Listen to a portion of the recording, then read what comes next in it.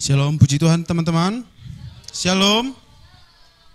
Saya bersyukur kepada Tuhan atas kasih dan kemurahan Tuhan melalui Tuhan Yesus Kristus sebagai kepala gereja yang memberikan saya kepercayaan melalui pengurus pemuda di tempat ini untuk mempercayakan saya belajar kembali dalam menyampaikan kebenaran firman Tuhan.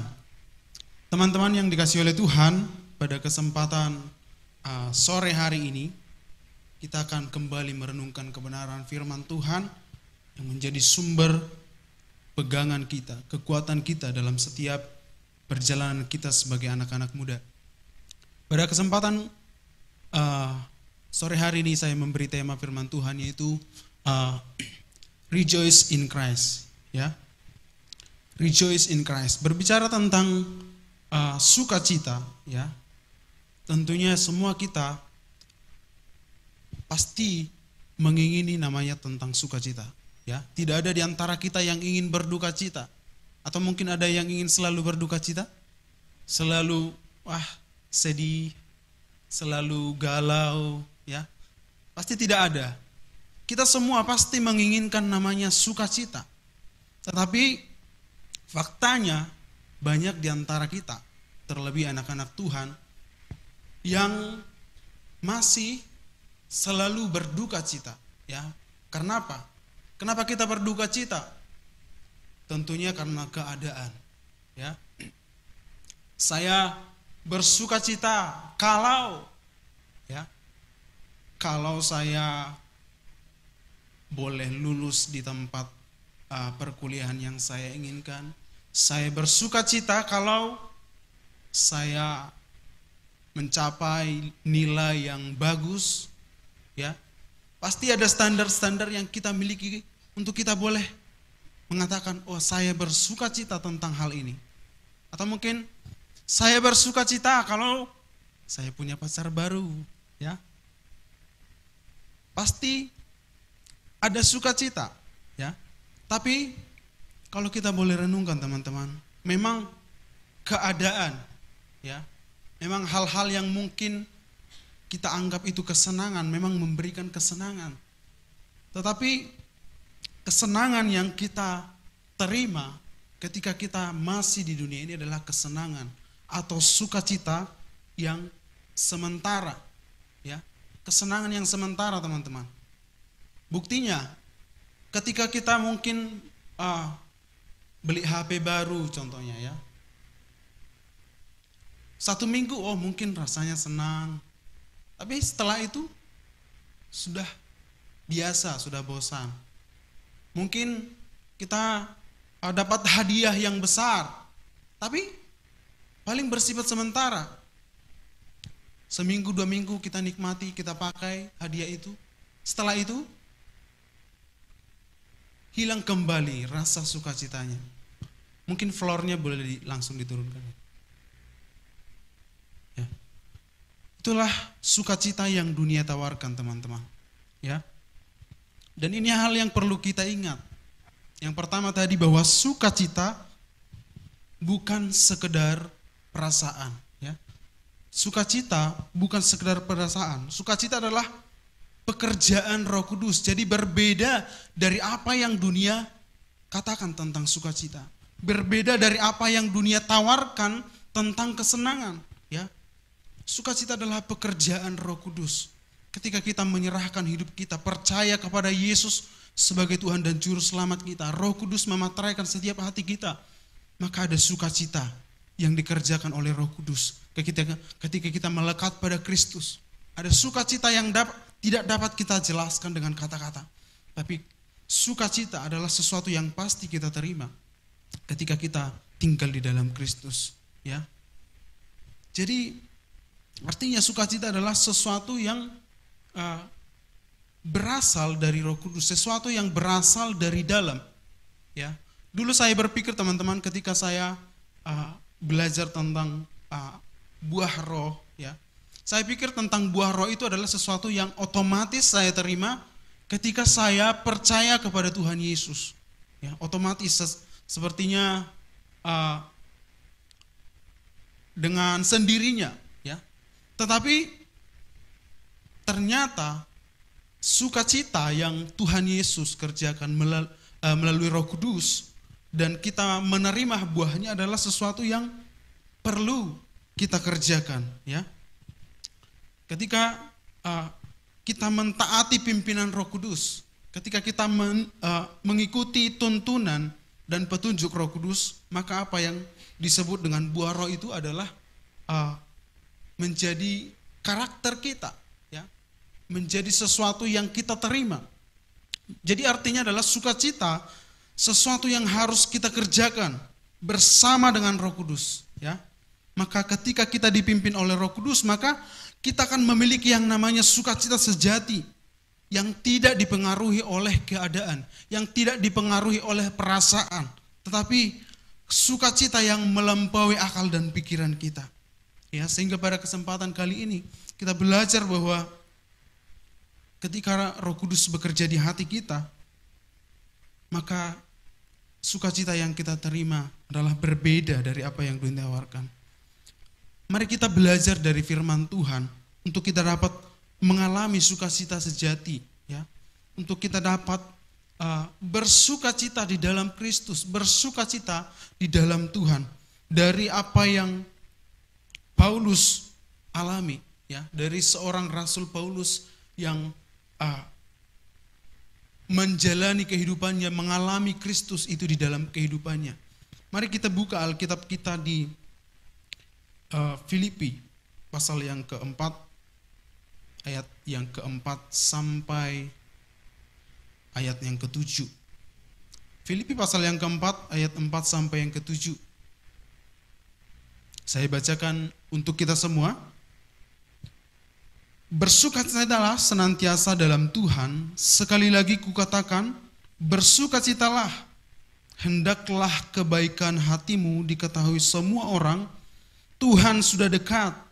Janganlah hendaknya kamu khawatir tentang apapun juga, tetapi nyatakanlah dalam segala hal keinginanmu kepada Allah dalam doa dan permohonan dengan ucapan syukur.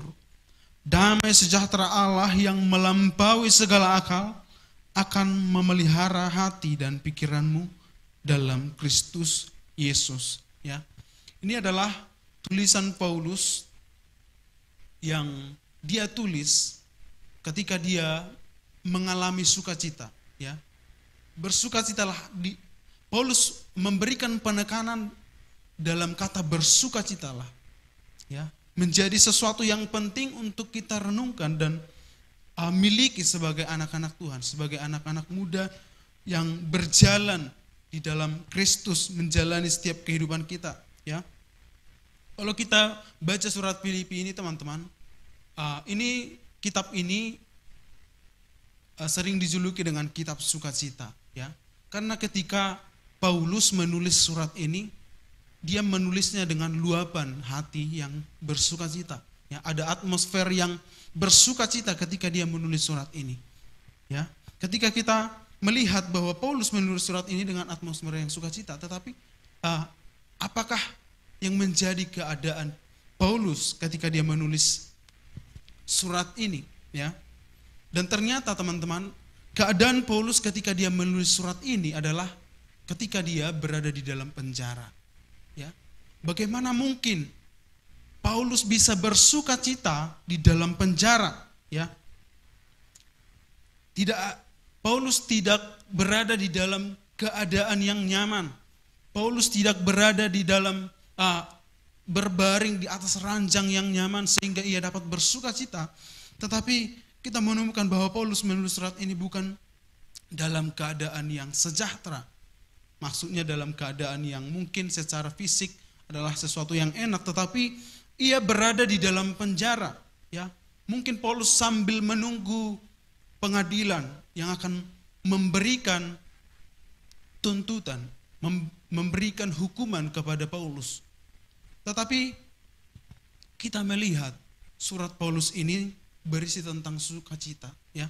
Bisa saja Paulus menulis surat dengan berisi hal-hal yang suram, ya, yang memang dia alami, ya, keputusasaan, kekecewaan, kemarahan, ya, atau bahkan hal-hal yang berduka cita, hal-hal yang menyakitkan. Tetapi teman-teman, bukan itu yang Paulus tuliskan kepada jemaat di Filipi. Justru di tengah-tengah penganiayaan, justru di tengah-tengah penderitaan itu, Paulus mampu bersukacita dalam tekanan, himpitan, ya, mungkin terkurung dengan jeruji besi. Tetapi dengan sukacita sejati yang dialami Paulus, dia boleh menghibur jemaat Filipi yang mengalami duka cita, ya. Paulus yang berada di dalam penjara ingin menghibur orang-orang yang berada di luar penjara. Wow, sesuatu yang mungkin sulit untuk kita mengerti secara manusia, ya. Karena tantangan yang dihadapi oleh jemaat Filipi waktu itu adalah penganiayaan, ya. Orang-orang percaya yang percaya kepada Tuhan Yesus dianiaya. Bahkan bukan hanya itu saja, banyak ajaran-ajaran sesat yang mungkin menggoncangkan, membingungkan iman mereka pada waktu itu. Ini yang menjadi dasar dari Paulus untuk menulis surat ini. Kenapa Paulus menulis surat ini? Karena ada rasa sukacita yang ditemukan oleh Paulus dalam pekerjaan Roh Kudus ketika dia berada di dalam penjara, ya. Teman-teman, mungkin hari-hari ini ada banyak hal yang membuat kita merasa tidak mampu untuk berkata saya bersukacita. Mungkin hari-hari ini ada kesedihan, ada duka di hati kita yang mungkin tidak bisa kita ungkapkan dengan siapapun, ya. Tetapi seperti halnya Paulus mengalami penjara, tetapi penjara tidak membuat Paulus berhenti bersukacita, ya. Meskipun Paulus dalam penjara, tetapi penjara tidak bisa memenjarakan sukacita dalam diri Paulus. Mari kita melihat memiliki sukacita yang meluap-luap seperti apa yang dialami Paulus, ya. Inilah sukacita sejati yang hanya ada di dalam Kristus Yesus, ya. Yesus Kristus yang menjadi alasan Paulus untuk mampu bersukacita. Teman-teman, ingat bahwa memang dunia menawarkan, ada banyak kenikmatan, kesenangan yang dunia tawarkan, yang mungkin kita pikir ini adalah sebuah sukacita, sebuah kebahagiaan.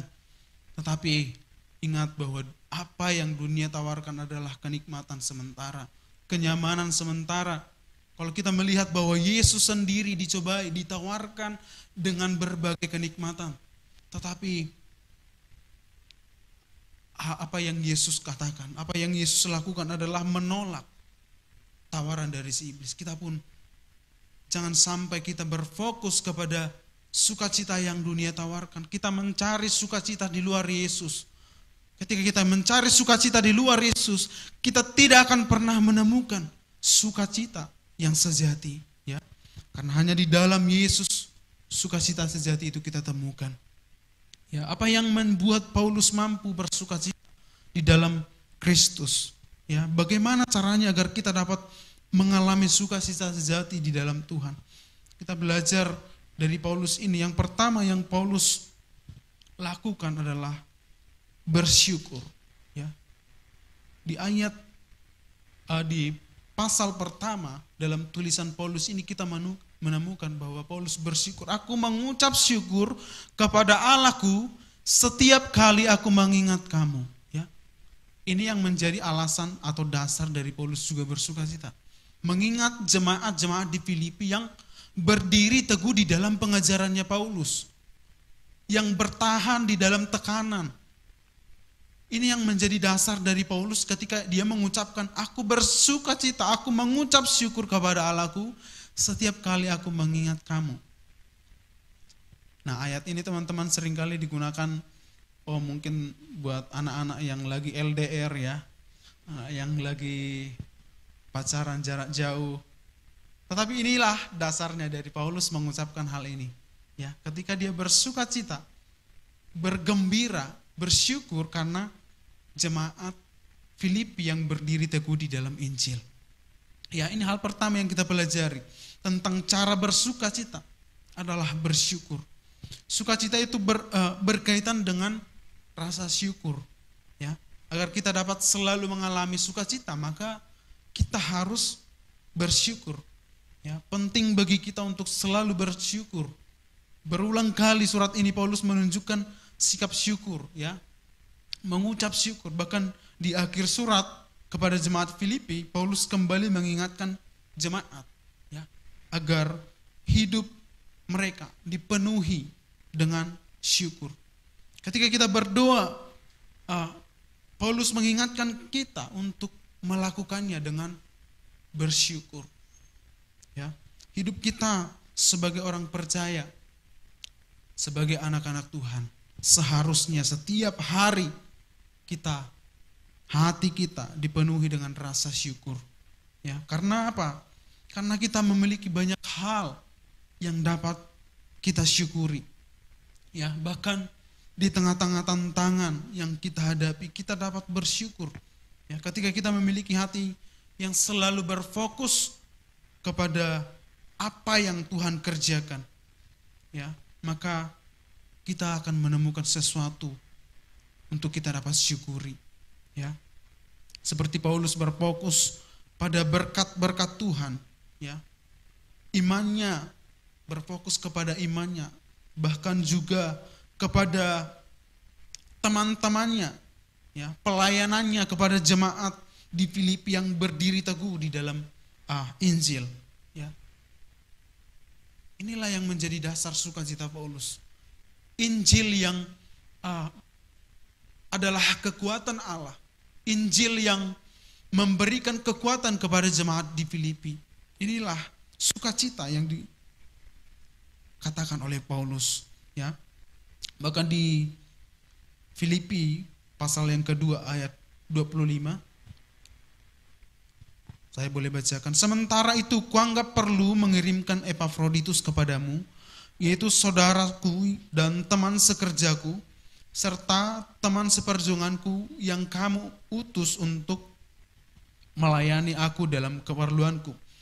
Karena ia sangat rindu kepada kamu sekalian, dan susah juga hatiku sebab kamu mendengar bahwa ia sakit.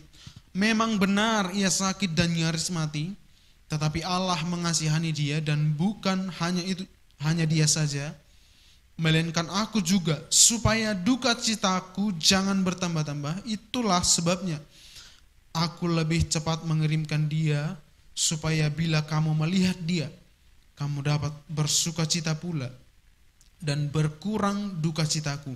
Jadi sambutlah dia dalam Tuhan dengan segala sukacita dan hormatilah orang-orang seperti dia. Ya, Paulus menyadari semua kesusahan yang mereka alami. Ya, Paulus menyadari bahwa memang ada penganiayaan, memang ada kesulitan yang dialami. Tetapi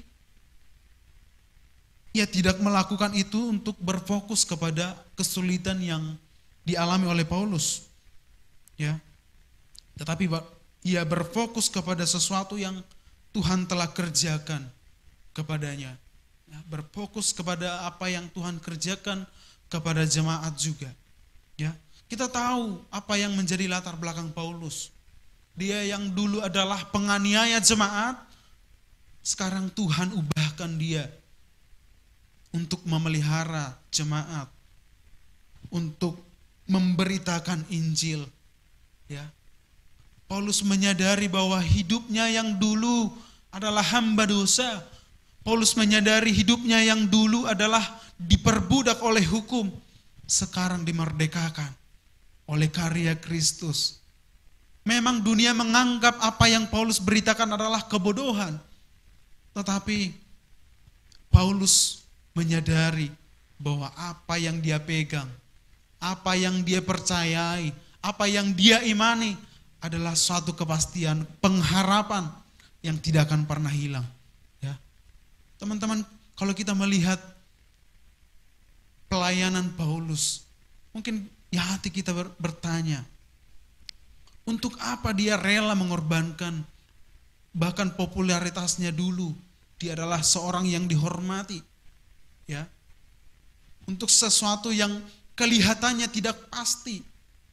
Tetapi Paulus menyadari bahwa pengalamannya dengan Tuhan, Kristus yang telah mati untuk hidupnya. Kristus yang menebus hidupnya menjadi sumber sukacita Paulus. Ini yang mengubahkan hati Paulus, teman-teman. Ya. Kemudian kita melihat bahwa jika kita berfokus kepada Tuhan, next slide, bersyukur atas setiap apa yang kita terima dan miliki, maka kita akan menerima sukacita. Tetapi jika kita berfokus pada apa yang tidak kita miliki dan tidak bersyukur, maka mustahil kita dapat bersukacita di dalam Kristus. Ya. Ketika kita tidak menyadari, ketika kita berfokus kepada hal lain, ketika kita berfokus kepada hal yang bukan apa yang Tuhan kehendaki, maka kita tidak mungkin mengalami sukacita. Tetapi ketika kita memandang kepada Kristus, ketika kita berharap kepada Kristus dan melihat kepastian yang Tuhan kerjakan, maka kita akan menerima suka sejati. Ya, jangan mengeluhkan apa yang mungkin kita alami hari-hari ini. Jangan kita mengeluh apa yang terjadi hari-hari ini. Tetapi kita melihat bahwa Tuhan memberikan kepastian. Ya, ada seorang psikolog berkata, jangan mengeluh kenapa ini cepat berlalu, tetapi syukurilah karena hal ini pernah terjadi. Mungkin kita mengalami kehilangan, ada rasanya mungkin duka cita yang kita alami. Tetapi marilah kita untuk memilih bersyukur kepada Tuhan. Sekalipun Habakuk, dalam kitab Habakuk berkata, sekalipun pohon ara tidak berbuah, hasil pohon anggur tidak menghasilkan, mengecewakan, tetapi aku tetap memilih untuk bersyukur kepada Tuhan, bersukacita di dalam Tuhan. Ya, apapun yang kita alami, kita bersyukur untuk apa yang Tuhan kerjakan. Kemudian teman-teman, yang kedua yang Paulus kerjakan dan lakukan menjadi alasan bagi dia kenapa dia bersukacita di dalam Tuhan. Yang kedua adalah berfokus kepada Yesus. Ya. Paulus memandang kepada Yesus, berfokus kepada Yesus. Saya bacakan ayatnya di Filipi 3 ayat yang ke-8. Malahan segala sesuatu kuanggap rugi karena pengenalan akan Kristus, Tuhanku, lebih mulia daripada semuanya.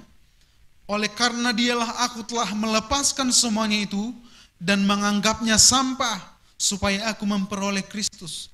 Karena bagiku hidup adalah Kristus dan mati adalah keuntungan. Ini yang menjadi fokus Paulus, teman-teman. Selain berfokus pada rasa syukur, Paulus juga memiliki fokus yaitu kepada Yesus. Nilai yang lebih utama dari apapun. Paulus menganggap segala sesuatu itu sampah, ya, tidak ada nilainya dibandingkan dengan pengenalan akan Kristus. Bahkan bagi Paulus, hidupnya memiliki arti hanya karena Kristus. Ya. Popularitas yang dimiliki oleh Paulus sebelumnya adalah sampah. Tidak berarti ketika dia belum mengenal Kristus. Tetapi ketika Paulus berada di dalam Kristus, ia mengalami sukacita sejati. Teman-teman, bayangkan jika kita berfokus kepada Yesus sehingga kita tidak peduli lagi apakah kita hidup atau mati. Seperti yang Paulus katakan. Dan kita hanya menemukan cara untuk melayani Dia. Ya, melayani Tuhan dengan waktu yang Tuhan berikan. Memakai setiap talenta kita yang Tuhan percayakan kepada kita. Dengan sikap seperti ini maka bersukacita di dalam Tuhan pasti menjadi sesuatu yang mudah untuk kita lakukan. Ya, Paulus berkata, karena bagiku hidup adalah Kristus dan mati adalah keuntungan. Aku didesak dari dua pihak. Aku ingin pergi dan diam bersama-sama dengan Kristus. Itu memang jauh lebih baik. Tetapi lebih perlu untuk tinggal di dunia ini karena kamu. Ya. Jadi Paulus memiliki pandangan yang berbeda dalam menjalani kehidupannya. Ya. Ketika dia mengalami Yesus, dia tidak lagi khawatir akan namanya kematian, baik dalam hidup dan mati. Tetapi Paulus memandang apa yang bisa kukerjakan untuk Tuhan, apa yang bisa aku lakukan dengan apa yang Tuhan kerjakan begitu besar, menjadi ucapan syukur, ungkapan syukurnya Paulus dalam hidupnya, ya. Untuk itu kita perlu untuk merenungkan apakah yang menjadi fokus kita hari-hari ini. Apakah berfokus kepada Tuhan Yesus, berfokus kepada karya Kristus, atau kepada hal-hal yang mungkin mengalihkan fokus kita, sesuatu yang mungkin memberikan kenikmatan. Ada sebuah tulisan yang ditulis oleh G.K. Chesterton, ya, berjudul Ortodoks, ya. Dikatakan begini, sukacita adalah orang di luar Kristen dipaksa untuk bersukacita dalam hal-hal kecil, tetapi tetap bersedih dalam hal-hal besar. Kehidupan mereka dijalani di bawah bayang-bayang kematian, sehingga sukacita mereka pun cepat berlalu.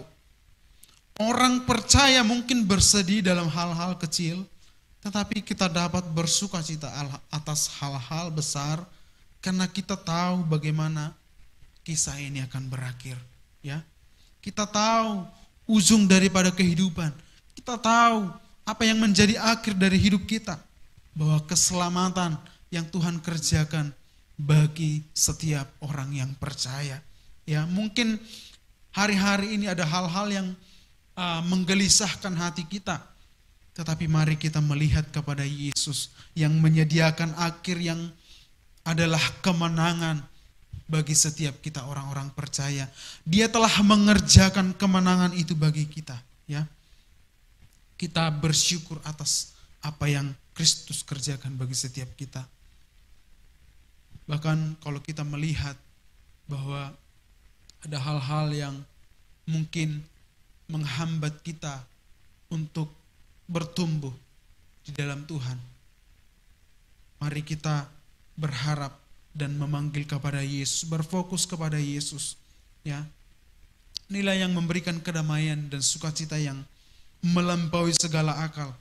Ya, jika hal terpenting dalam hidup kita adalah Yesus, maka kita akan mampu bersukacita.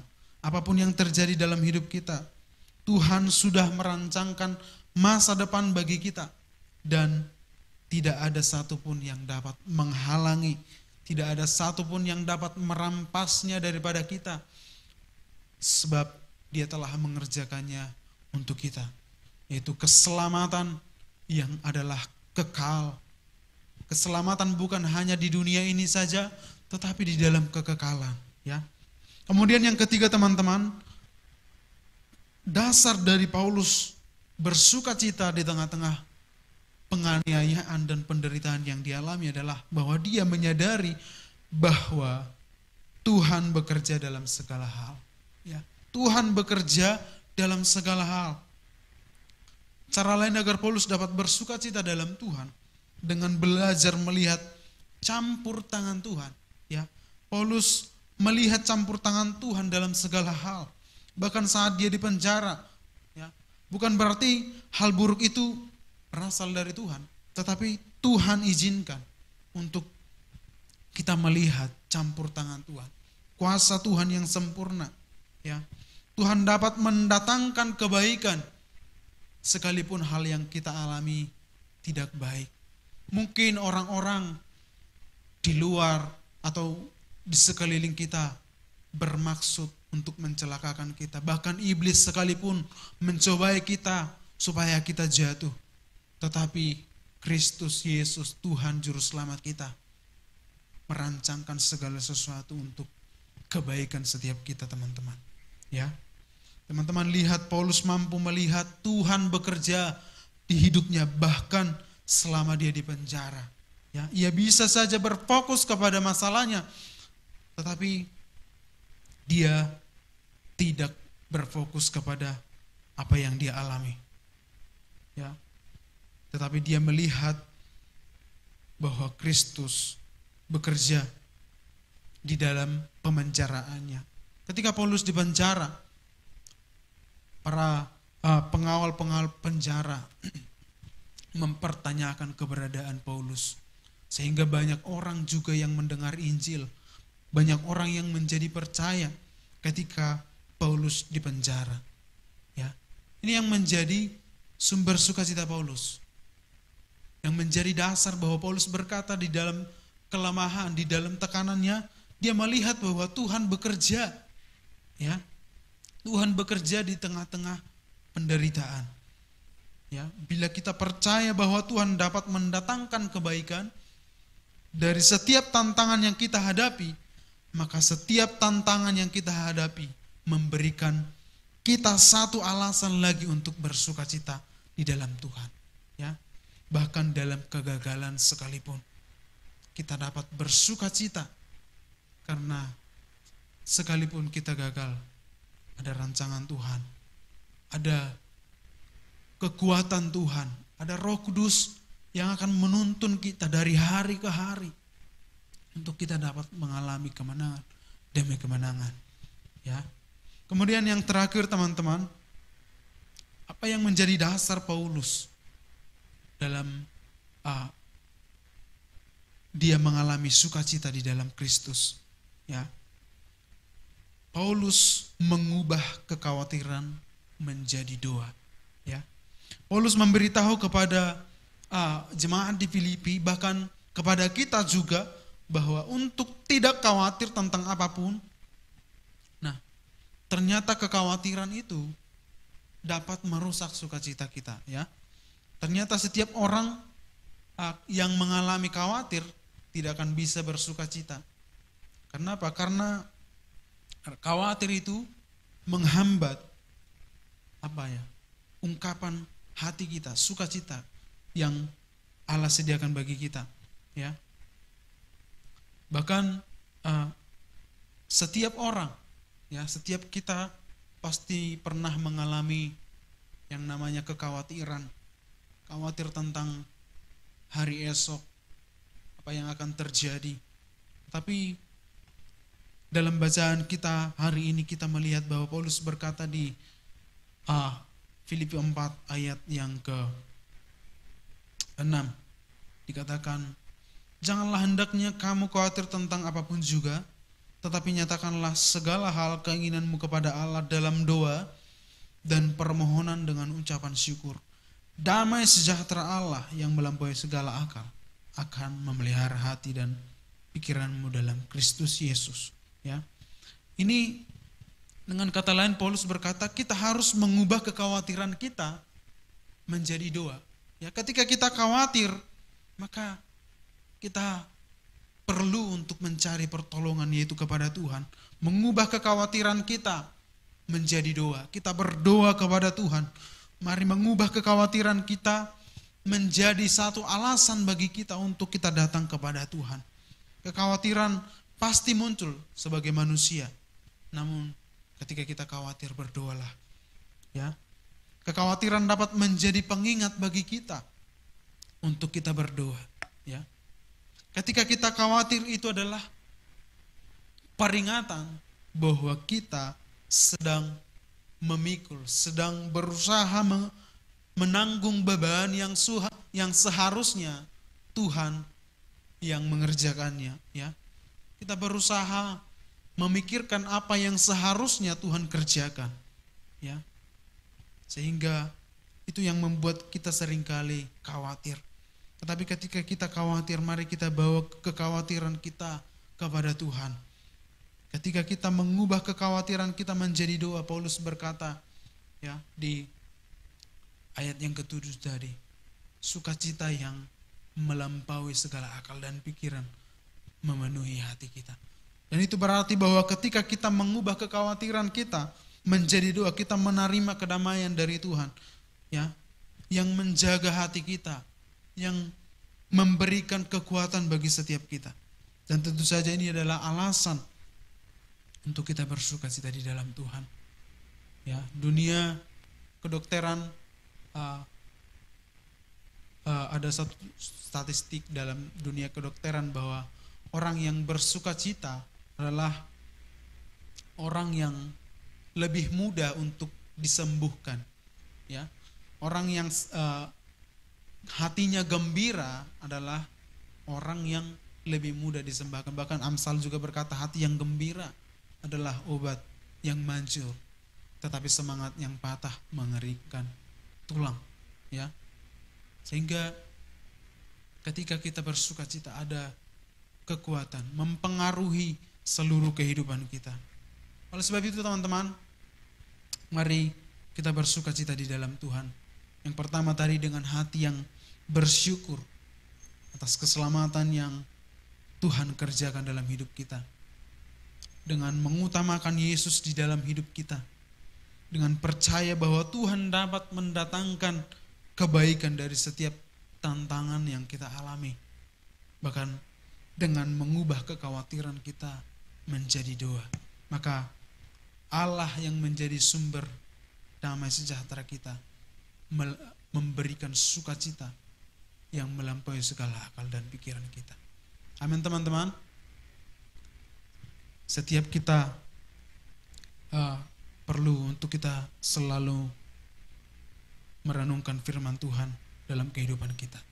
Saya undang pemain musik untuk kita merenungkan firman Tuhan.